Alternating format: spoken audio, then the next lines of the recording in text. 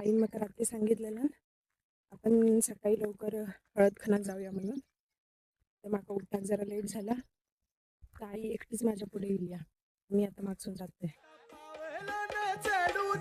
चालण्याचा ज्वर उजाडेल उजाडेल जरा धीर धर ग माझे बाये माऊली माझे बाये माऊली माझे बाये माऊली माझे बाये माऊली माझे बाये माऊली माझे बाये माऊली.